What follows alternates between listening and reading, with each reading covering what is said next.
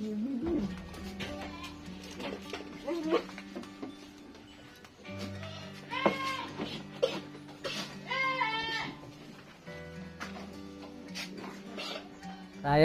Mas Nur Tias atau sering dipanggil sini Mas Tias. Sebenarnya kalau beternak itu udah lama, dari tahun 2000-an, dari waktu saya kecil juga udah beternak.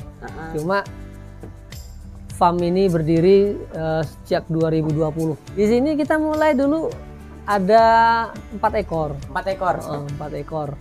Terus akhirnya bertahap kita coba meningkatkan populasi. Ya akhirnya jadilah seperti ini, Mas Indra. Ini sebenarnya nggak terlalu lama, Mas Indra. Ini kita butuh proses sekitar 2,5 tahun sampai 3 tahun ya. Karena kita berusaha sedikit demi sedikit menaikkan populasinya, terus memperbaiki kandang-kandangnya juga. Karena kan kita tidak ingin hasil-hasil di awal itu kita langsung nikmati langsung.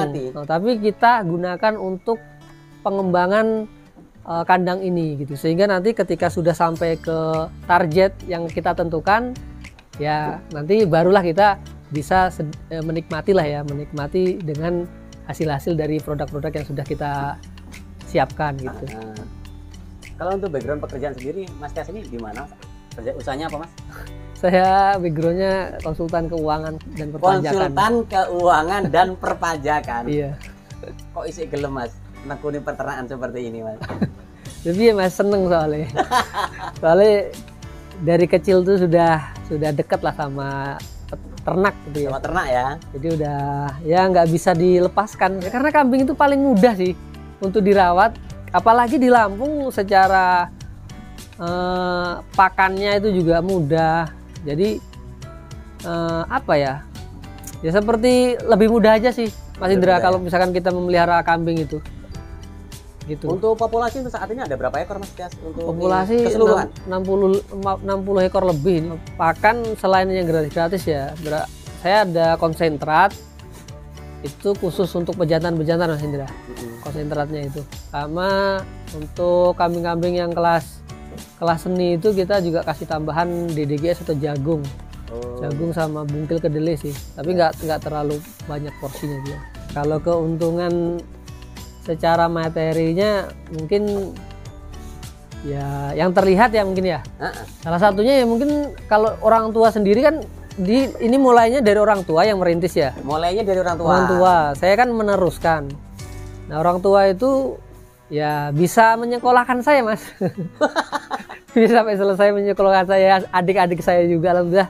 Sekarang lagi kuliah juga S1.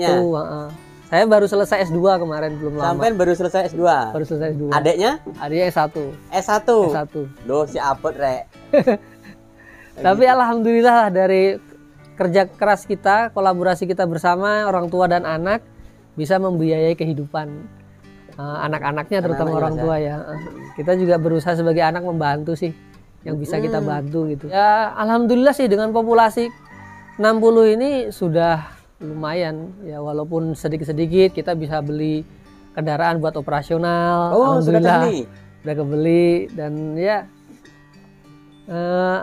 kalau hal-hal lain mungkin ya untuk kebutuhan dapur dan sebagainya kan alhamdulillah terpenuhi Mas, gak kekurangan lah. Dengan populasi segini semuanya alhamdulillah tercukupi. Sebenarnya kita kalau bicara soal penjualan itu menunggu dari momen terbaiknya sih Mas. Momen terbaik. Karena kadang-kadang kan kualitas atau perform dari kambing-kambing kita itu akan bagus itu di usia-usia 2-3 bulan tuh. Itu biasanya kelihatan bagus-bagus banget Mas Indra. Nah, itu biasanya memang dari peternak kita udah melirik, dan di umur itu pun udah habis sudah rata-rata. Bahkan kita gak kebagian ini Mas Indra. Yang ini ya saya juga nungguin anaknya. Baru 2 bulan udah sering habis ini. Jadi tugas sampean tuh hanya mencetak Mas ya? Mencetak. Sementara ini, ya walaupun belum nggak terlalu kelihatan ya, mungkin nggak sefenomenal farm-farm besar yang mungkin mereka bisa menjual sampai puluhan juta, nggak sampai segitu. Tapi dengan hasil penjualan dari pemacak-pemacak kita, indukan-indukan kita itu sudah sangat cukup. Kita udah bisa merasakan itu sih. Kalau harga tertinggi yang jenengan jual dari hasil breedingan kita sendiri Mas, itu bisa mencapai berapa juta? Terjual tertinggi di sini sih belum terlalu tinggi, itu di angka 8 juta usia 2 bulan. Kita melihat secara historis ya Mas Indra ya. Iya. Kandang kita dulu kandangnya kandang peyek bahasanya. Ya kita dulu mulai dari kecil Mas Indra. Ya tadi yang seperti saya sampaikan, kita tidak ingin menikmati hasilnya itu di awal dulu.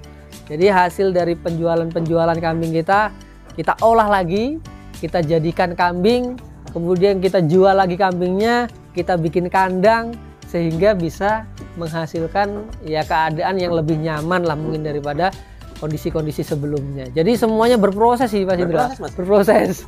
Kalau penjualan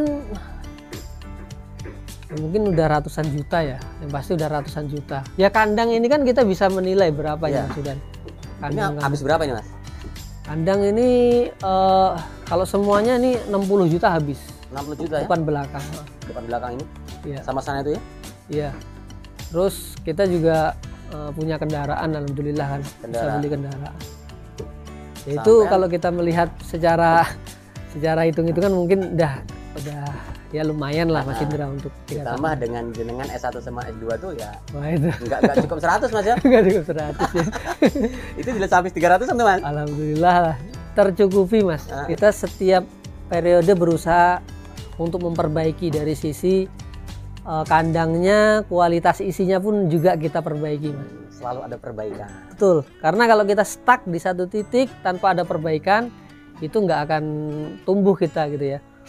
Jadi ya gimana, kita terus berusaha ingin berkembang sih. Ini apa ini Mas? Kandang kecil ini Mas? Oh ini anakan dari pejantan kita ini Mas. Ini ya? Dana 2 nih kemarin. Kok ditaruh di sini Mas? Iya ini soalnya kandangnya udah nggak muat. Saking banyaknya udah. Gini loh guys. Kambingnya udah, populasinya udah. Gini loh guys. Kurang enak gimana coba? Saking banyaknya kambing, populasinya, kandangnya sampai digotong di sini. Nah, sini ini kandang buat ini pajangan di kontes Mas. Kontesan ya. Jadi pakai ini. Nah saya ada trik sih Mas. Kenapa bisa cepet banget populasinya berkembang ini ya? Salah satunya itu yang kita jual jantan-jantannya Mas. Jantan-jantannya. Yang betinanya. Itu trik, Mas, ya? Trik itu betinanya kita kembang biakan. Ya misalkan nih dari 70% betina itu kita jaga dari yang lahir ya. Ya 30%-nya mungkin kita kasihlah ke peternak gitu. Nah dengan betina itulah kemudian farm ini bisa semakin banyak populasinya gitu. Nah ini contohnya Mas Indra, saya pengen nunjukin sedikit hasil breeding kita. Kita kemarin di bulan Januari itu sempat panen 8 ekor ya. Ini dari Mas ya? Dari berapa indukan Mas ya? Dari 5 indukan. 5 indukan? 5 indukan beranak 8 ekor. Iya. Nah ini ada di sini anak-anaknya. Dari 8 ekor? Coba dihidupin lampunya. 8 ekor dari berapa indukan? 5. 8 ekor istirahat. Oh ini Mas ya? Nih. Ini ya. Ini teman-teman. Ini ya menguntungkan ya Mas ya? Alhamdulillah sih menguntungkan nih. Kalau dari sisi hasil sih kita alhamdulillah setiap bulannya selalu ada yang beranak ya. Kan banyak teman-teman yang mengatakan beternak untuk breeding itu nggak menghasilkan, jangka waktunya lama gitu. Ini jenengan udah mematahkan perkataan orang itu Mas. Ini beranak 2 ekor Mas ya? Beranak 2 ekor ini. Ini juga 2 ekor ini. Di sini 2 ekor juga. Gila. Panen cempe rek. Panen cempe ini. Nah ini dia. Mulus. Cakep loh. Ya kita dengan indukan standaran kita udah dapat lumayan nih cempe-cempenya Mas Indra ya. Iya betul. Berarti kuncinya di pacak Mas ya? Pacak kita kalau bisa ya bagus lah kalau misalkan indukannya standar ya pacaknya harus lebih bagus biar dapat kualitas yang lebih bagus lagi. Mas berarti di peternakan itu hasilnya bukan berapa juta per bulannya Mas ya. Iya, yang penting itu berapa populasi indukannya Mas. Yang dimiliki. Jadi kalau kita punya indukan banyak, ya nanti anak-anaknya cempenya akan semakin banyak gitu. Oh kan. gitu ya. Ya kalau cempenya banyak ya bisa berhitung lah sendiri berapa. Pasti kita semuanya tahu harga-harga kambing PE seperti apa. Gitu. Nah contohnya kayak gini Mas ya. Apa untuk betinaan Mas ya? Betina, nah ini kita untuk upgrade dari kualitas kambingnya ini. Jadi emang yang betina enggak kita keluarkan Mas ya? Enggak, kita coba tahankan kalau memang ada anakan-anakan yang speknya bagus, kualitasnya bisa lebih baik dari indukannya, kita coba pertahankan gitu. Jadi gini teman-teman, trik ini harus jenengan pakai teman-teman. Kenapa? Walaupun kebelet, banyak becean, banyak tonjokan, jangan dijual yang betinanya itu, yang dijual jantannya doang. Jadi di saat indukan kita udah tua, kita bisa upgrade gitu. Mas, ini emang trik ini udah lama sampai pakai atau emang baru-baru ini Mas? Ya itu trik yang saya pakai sejak awal. Saya mencoba menahan. Tapi tadi Mas, kita melihat ininya dulu, bahannya dulu. Kalau dia lebih bagus dari indukannya kita kembangkan. Tetapi ketika memang ada orang yang pengen banget memilih kambing itu, ya sejauh itu cocok, ya kadang kita tawarkan gitu. Tapi lebih banyak tidak kita tawarkan. Tujuannya sih untuk menghindari kekecewaan dari orang-orang yang udah datang Mas gitu. Iya. Nanti takutnya dia udah share gitu kan, nggak enak gitu. Ini ya untuk backup ini ya, karena kan di Lampung ini memang banyak soal apa itu daun singkong. Di sini memang banyak banget. Jadi kita setiap mungkin 2 minggu sekali selalu ada giling pakan gitu ya. Iya. Ini hanya silase atau fermentasi Mas? Ini silase sih, nggak sampai kita fermentasi. Karena ini paling nanti cuma berapa minggu itu habis sudah. Ini? Kebutuhan pakan jadi berapa plastik ini Mas per minggu? Per minggu banyak lah. Kita sehari itu bisa 1 blong. 1 blong satu drum biru ini? 1 drum biru. Luar biasa Re. Nah ini teman-teman. Jadi kunci dari peternakan itu pakan Mas ya? Pakan. Wah itu nggak bisa, kalau pakan sampai telat ya kita nanti akan pusing lah. Nanti berpengaruh ke kualitas kambing-kambing kita. Jangan sampai pakan telat lah intinya. Sebisa mungkin gitu. Tapi juga jangan semuanya beli Mas Indra. Nah, kalau semuanya beli ya nanti rugi jadinya. Jadi harus punya bank pakan. Kalau memang punya lahan sedikit dimanfaatkan untuk bikin bank pakan lah gitu. Entah dari daun singkong atau bisa juga rumput-rumputan Indigo Vera mungkin ya, atau Kaliandra, dikombinasi lah. Jangan juga full dengan satu bahan pakan Mas. Oh betul. Kalau bisa sih minimal 3 varian kita.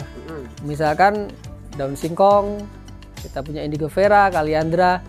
Nah itu nanti hasilnya akan jauh lah. Kayak misalkan orang lah, kalau misalkan makannya pakai nasi goreng terus mungkin juga ya bosen juga kali ya. Kalau saran saya dikombinasikan sih. Jadi jangan hanya satu jenis saja. Itu untuk jenis PE atau untuk pakan semua jenis? Sebenarnya sih ke semua jenis ya. Cuma kalau PE ya memang kalau PE kan karena butuh perawatan khusus, jadi fokusnya nggak hanya dari sisi pakan tentu ya. Karena PE itu lebih penting juga itu perawatannya. Jadi kalau pakannya bagus, perawatannya jelek sama aja. Kunci sukses dari Saifarm itu yang penting ulet, sabar, telaten. Jangan pernah mendengarkan bisikan-bisikan orang yang sifatnya negatif. Kadang-kadang ada bilang di sana kualitasnya kurang, nggak apa-apa kita kurang, kita akuin aja, karena kekurangan itu selalu ada di setiap orang, bahkan peternakan. Gitu. Yang paling penting adalah kita tetap optimis dengan apa yang kita punya. Artinya kita mensyukuri lah, Mas Indra. Jangan pernah lupakan atau tinggalkan membuat bank pakan sama perawatannya ditingkatkan, gitu ya. Itu tadi teman-teman perbincangan saya dengan sang narasumber. Ternyata kuncinya adalah kesabaran, teman, ketelitian, kemudian nikmati proses ya. Jadi setiap keberhasilan prosesnya pasti panjang. Nah, nikmati saja, kemudian jalani saja. Setiap ada kerikil hindari agar teman-teman tidak akan mengalami yang namanya kerugian. kerugian itu manakala teman-teman ada kerikil lalu terinjak kemudian berhenti di sebuah perjalanan, maka selesai sudah perjalanan teman-teman semua. Semoga informasi bermanfaat. Saya akhiri. Assalamualaikum warahmatullahi wabarakatuh.